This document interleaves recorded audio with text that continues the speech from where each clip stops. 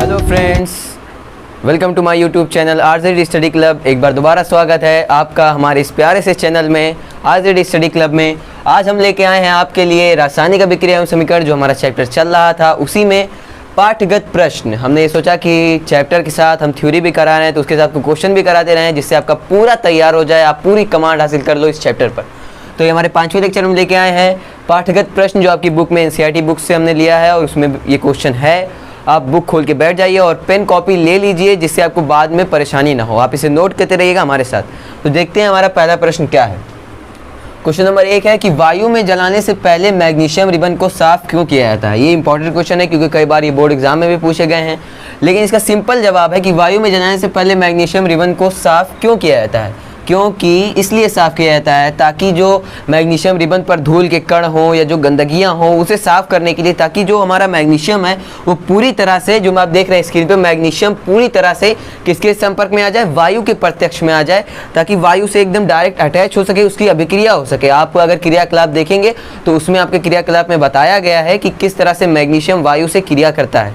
तो आप देख रहे होंगे स्क्रीन पर, इस तरह से मैग्नीशियम रिबन को साफ किया जाता है ताकि वो एकदम वायु के प्रत्यक्ष में आ जाए। और इसका सिंपल आंसर यही है, मैं यहाँ पे लिख दूँ ताकि आप नोट भी कर लें।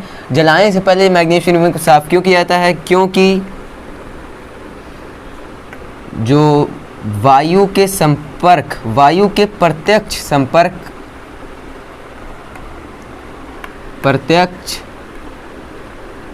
संपर्क में मैग्नीशियम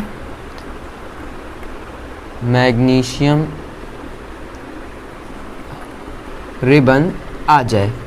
मतलब मैंने आपको ये शॉर्ट में लिख दिया है आंसर, लेकिन आप इसे बना कर लिख सकते हो कि वायु में जलाने से पहले मैग्नीशियम रिबन को साफ इसलिए किया जाता है ताकि वायु के प्रत्येक संपर्क में मैग्नीशियम रिबन आ जाए और उसके धूल जो कण है वो साफ हो जाए। तो हमारा पहला क्वेश्चन यहाँ पर कंप्लीट होता है। चलते हैं अपने दूसरे क्वेश्चन की तरफ। तो फ्रेंड्स, दूसरा क्वेश्चन है हमारा, जो मैं आपको पढ़ा चुका हूँ इससे पहले लेक्चरों में, कि संतुलित कैसे करते हैं समीकरण को, मैं आपको बता चुका हूँ। तो ये उसी पे बेस्ड क्वेश्चन है, संतुलित कीजिए। मैंने क्वेश्चन यहाँ पे लिख दिया है, आप चाहिए तो एक बार वीडियो को पॉज करके खुद कोशिश कर सकते हैं, उसके बाद अपना आंसर मेरे से मिला सकते हैं। तो मैं लगा रहा हूँ ये, आप पॉज करके अगर आपको करना है तो आप एक बार चेक कर लीजिए कि आप सही करते हैं कि नहीं। यानी कि hydrogen plus chlorine hydrogen chloride बनता है।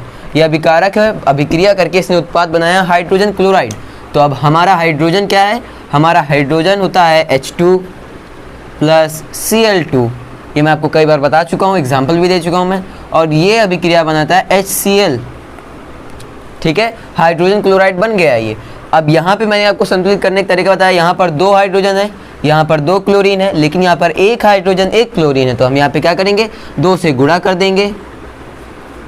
तो ये हमारा क्या हो गया, रासायनिक समीकरण संतुलित हो गया। ठीक है, अब चलते हैं अपने अगले क्वेश्चन की तरफ, जो वही उसी में है कि barium chloride plus aluminium sulphate बनाता है barium sulphate plus aluminium chloride. ये द्विविस्थापन अभिक्रिया का वो है, उदाहरण है। अब आप आगे पढ़ेंगे चैप्टर में।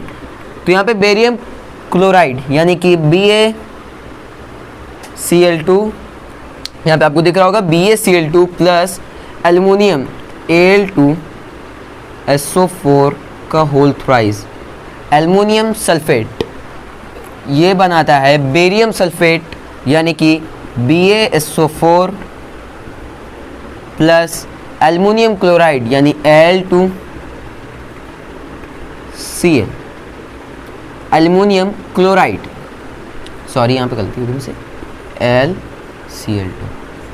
ठीक है, तो हम यहाँ पे जानते हैं कि barium chloride plus aluminium sulphate, barium sulphate और एल्युमिनियम क्लोराइड बनाता है। ठीक है, लेकिन आप यहाँ पे कंफ्यूज हो रहे होंगे, क्योंकि अगर आपको एग्जाम में से दे दिया बेरियम क्लोराइड कैसे बना या फिर एल्युमिनियम सल्फेट, तो ये मैंने कैसे सूत्र लिख दिया, इसमें आप कंफ्यूज हो रहे होंगे। तो इससे अगर आपको ये जानना है तो मैंने इससे पहले एक वीडियो संयोजकता के ऊपर बना दी है, जिसमें मैंने पूरी तरह से बताया है कि अगर 2 वर्ड मिला है कि HCl कैसे बना या BaSO4 कैसे बना, जो एक तिर्यक गुणा होता है संयोजकता के नियमानुसार अभिक्रिया से पहले जो यौगिक बनते हैं, उसके ऊपर मैंने एक वीडियो बना दी है। तो मैं आपको सजेशन दूंगा कि पहले आप वो वीडियो देख लीजिए, जिससे आपका क्लियर हो जाए। तो अब चलिए इसे संतुलित करते हैं। बेरियम क्लोराइड, यहाँ पे Ba है 1 और यहाँ पे Ba है 1। ठीक है, यहाँ पे BaCl2, यहाँ पे Al2, यहाँ पे बेरियम 1 है भाई, यहाँ पे बेरियम 1 है, यानी बेरियम यहाँ पर बराबर है। Cl2 देखिए आप, एक सेकंड, Cl2 यहाँ पर हो जाएगा AlCl3,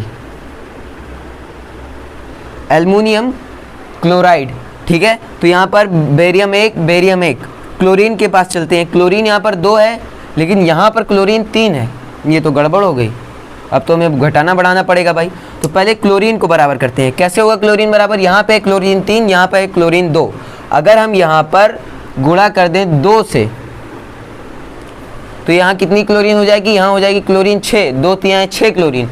यहाँ पर है 2, तो हम यहाँ पे गुणा कर देंगे 3 से, ठीक है। तो यहाँ पे 3 दूना 6 क्लोरीन, यहाँ पर 6 क्लोरीन यहाँ पर। लेकिन अब यहाँ पर 3 बेरिलियम हो गए, 3 बेरियम हो गया भाई।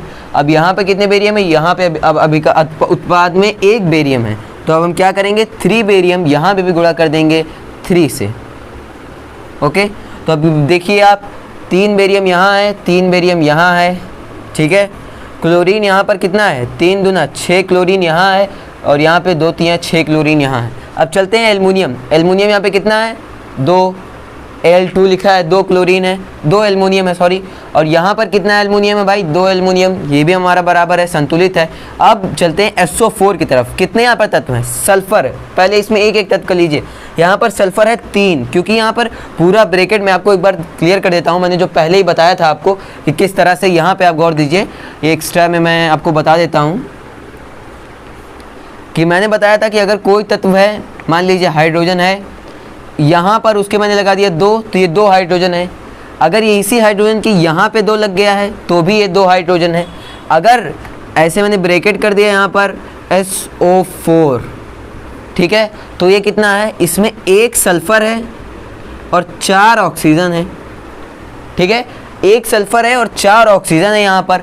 लेकिन अगर मैं इसी SO4 का होल ट्वाइस, जब ब्रैकेट लगा के बाहर 2 लगा देते हैं, उसे बोलते हैं होल ट्वाइस, ठीक है। तो अब इसमें कितना हो गया भाई, इसका मतलब कि जो पूरा तत्व है, ये जो बाहर मैंने संख्या लिखी है, जैसे घात होती है, घात हमने यहाँ लिख देते हैं घात के बारे में, कि जैसे कि 4 का होल स्क्वायर, तो क्या हो जाता है, ये यानी 4 के ऊपर जितनी बार है वो उतना हो गया, 4 चौका 16, ये घात का मैटर है। लेकिन उसी तरह से इसमें भी होता है कि SO4 का होल ट्वाइस हो गया, यानी जो सल्फर है ये कितना है, 2 है, ठीक है, क्योंकि यहाँ पर 2 लगा हुआ है, सल्फर 2 है। ऑक्सीजन कितना, ऑक्सीजन तो पहले से 4 था, यहाँ पर 2 बाहर, यानी 2 से गुणा कर दीजिए, तो यहाँ पे ऑक्सीजन कितना हो गया, ऑक्सीजन की संख्या हो गई 8, ठीक है। तो मैंने आपको यहाँ पे बता दिया है। अब यहाँ पर चलिए देखिए, यहाँ पे सल्फर कितना है, 3, यहाँ के बाहर है होल थ्राइस से बोलते हैं, जो 3 होती है होल थ्राइस बोलते हैं। सल्फर है 3, यहाँ पे सल्फर कितना है, 3, आप देखिए यहाँ पर सल्फर 3, ठीक है।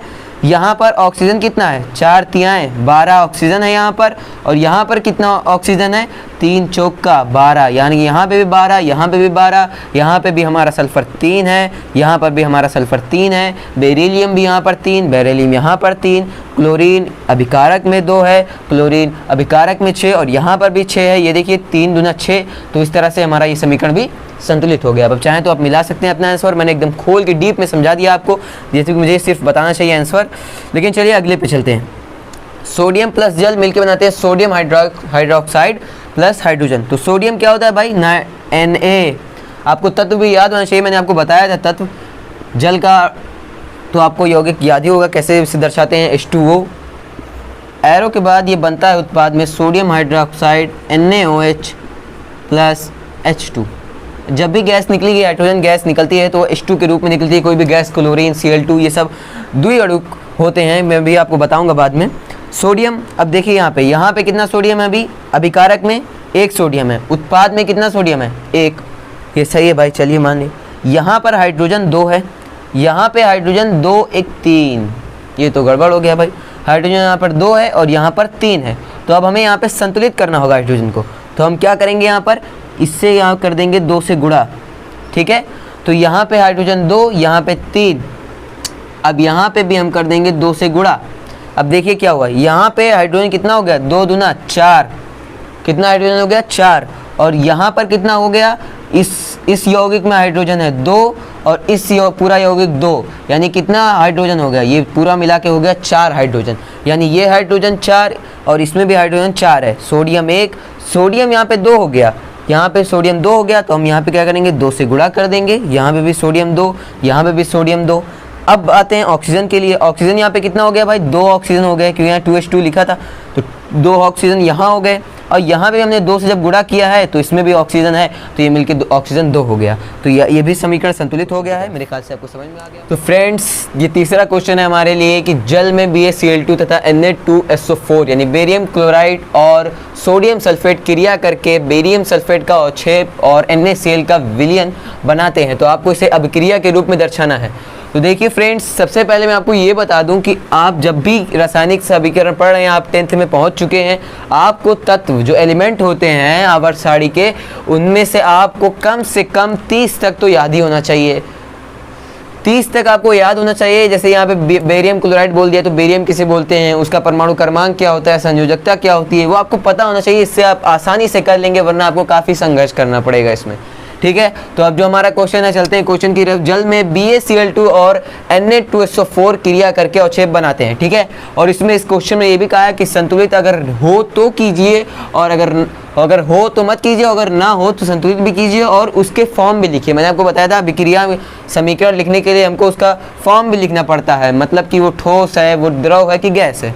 तो सबसे पहले ये देख लेते हैं कि संतुलित है कि नहीं। यहाँ पर बेरिलियम है 1, यहाँ पे भी बेरिलियम है 1, क्लोरीन यहाँ पर है 2, यहाँ पर भी क्लोरीन है 2, यहाँ पे 2NaCl लिखा है, यहाँ पर भी सोडियम है 2, यहाँ पे सोडियम 2, सल्फर 1 यहाँ पर, और यहाँ पे भी सल्फर 1 है, ऑक्सीजन 4 और ऑक्सीजन 4। यानी जो ये हमारा समीकरण है, यानी जो हमारी अभिक्रिया हुई है, संतुलित रासायनिक अभिक्रिया हुई है, यानी संतुलित रासायनिक समीकरण है ये अपना। तो अब हम इसमें फॉर्म दे देते हैं कि BaCl2 होता है सॉलिड, Na2SO4 होता है सोडियम सल्फेट, यानी होता है ये एक्विलिब्रियम।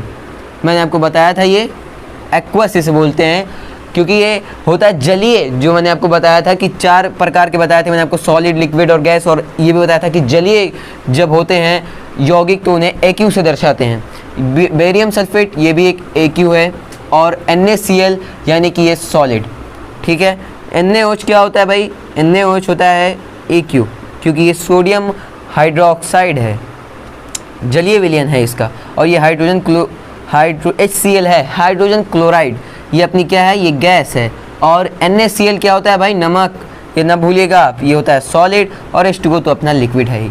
अब इसमें देख लेते हैं भाई, 1 सोडियम, यहाँ पे भी 1 सोडियम, क्लोरीन 1, क्लोरीन यहाँ पर एक हाइड्रोजन, यहाँ पे 2 हाइड्रोजन, सॉरी यहाँ पे 1 हाइड्रोजन, यहाँ पे 1 हाइड्रोजन।